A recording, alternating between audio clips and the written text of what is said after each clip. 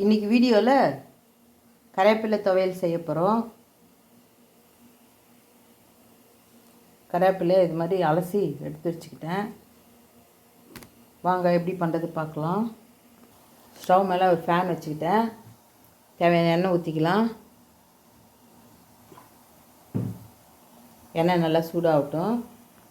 எண்ணெய் நல்லா சூடாகிடுச்சு. ஒரு 8 வரமிளகா சேர்த்துக்கலாம். இது கூடவே ஒரு 4 ஸ்பூன் உளுத்தம்பருப்பு சேர்த்துக்கலாம். இதை நல்லா வறுத்துக்கலாம்.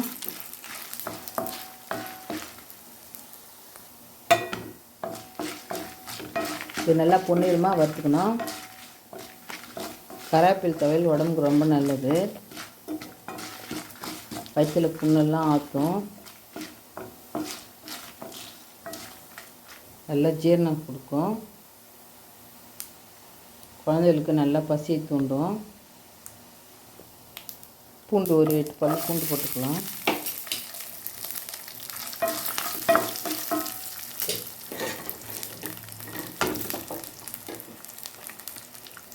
வெங்காயம் ஒன்று கட் பண்ணி வச்சுருக்கேன், அதையும் இதில் சேர்த்துக்கலாம்.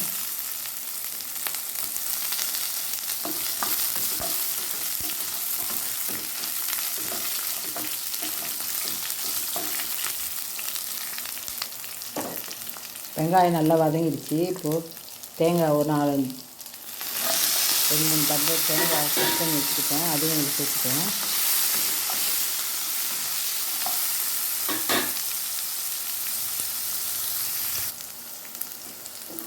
இந்த டைமில் கருவேப்பிலை சேர்த்துக்கலாம்.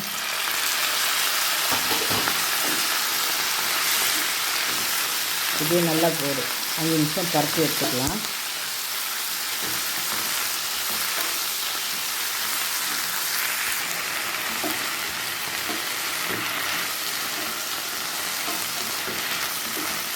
இட்லி, தோசை, சப்பாத்தி, சாப்பாடு எல்லாத்துக்குமே நல்லாயிருக்கும் இந்த கருவேப்பிலை துவையல்.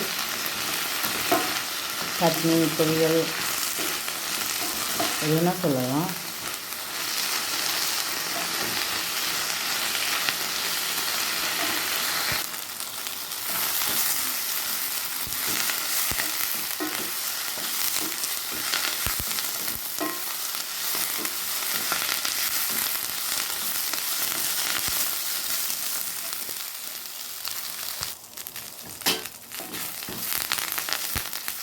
கருவேப்பிலை நல்லா வதங்கி வந்துடுச்சு. உப்பு சேர்த்துக்கலாம். புளி கொஞ்சம் சேர்த்துக்கலாம். இந்த அளவுக்கு புளி சேர்த்துக்கலாம். உப்பும் 1 ஸ்பூன் உப்பு சேர்த்துக்கிட்டேன். இதையும் போட்டு ஒரு 5 நிமிஷம் வதக்கிக்கலாம்.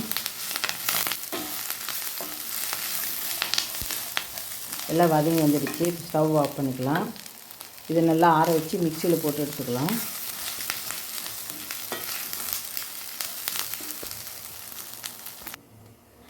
நல்லா ஆற வச்சு மிக்சியில் போடணும். நல்லா ஒரு 5 நிமிஷம் ஆறி வரட்டும். எல்லாத்தையும் மிக்சியில் போட்டு அடிச்சிட்டு வந்துடலாம்.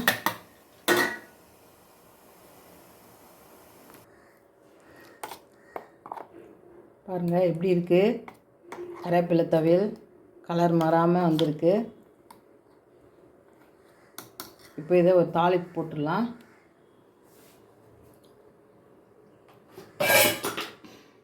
கடாயில் எண்ணெய் ஊற்றிக்கலாம்.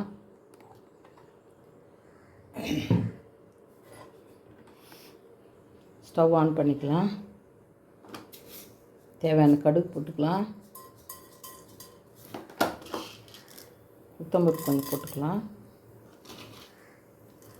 சீரகம் போட்டுக்கலாம்.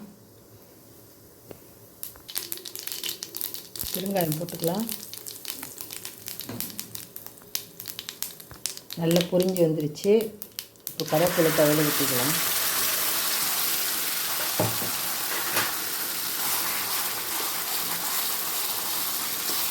ஸ்டவ் ஆஃப் பண்ணிடலாம்.